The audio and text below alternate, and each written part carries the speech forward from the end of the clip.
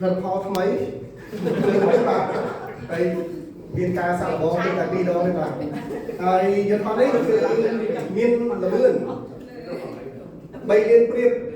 បាទយ៉ាងណាដូចជាមួយសេះបានទេបើទៅហោះ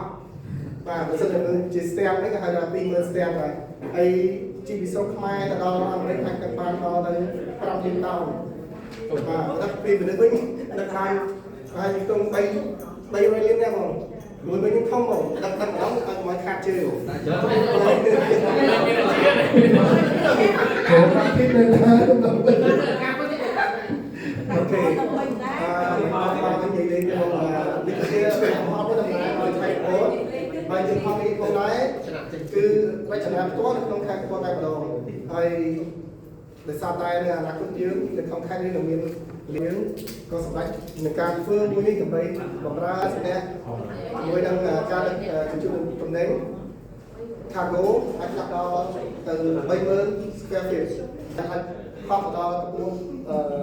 9.8 គីឡូម៉ែត្រពីផ្ទៃដីមាន sensor មាន navigate អត់ចេះវិញផ្លូវទេបាទដល់ set អាចទៅបានព្រោះយើងមាន AI អញ្ចឹងសម្រាប់ម៉ាស៊ីនជួយជាបច្ចេកទេសក្នុងវិធីនេះគេបានបែរស្រាយហើយចឹងតទៅការមានស្រីសស្ដីមែនផងខាងលើខាងក្រុមការងារយើងខ្ញុំដែលមានឈ្មោះកំពត Airline បានបង្ហាញអំពីការ design ក៏ដូចជាចំណងអំពីបន្តទៅហើយអញ្ចឹងជាបន្ទាប់នេះខ្ញុំសូមបង្ហាញអំពី branding នៃកំពត Airline នេះតើយើងការ vision ហើយនិង passion របស់យើងគឺទៅណាជាដំបូងខ្ញុំសូមបង្ហាញអំពីឈ្មោះនៃ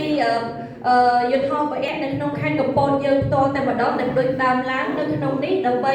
ធ្វើយ៉ាងណាយើងផ្ដល់ជូននៅការធ្វើដំណើរទាំងផាសុខភាពសុវត្ថិភាពរួមជាមួយនឹងការសមុទ្រគ្រប់បែបយ៉ាងទាំងអស់គឺ all in one តែម្ដងនៅក្នុងខេត្តកំពតរបស់យើងទី1ទី2អ្វីដែលល្បីសម្រាប់ខាងខេត្តកំពតយើងទៀត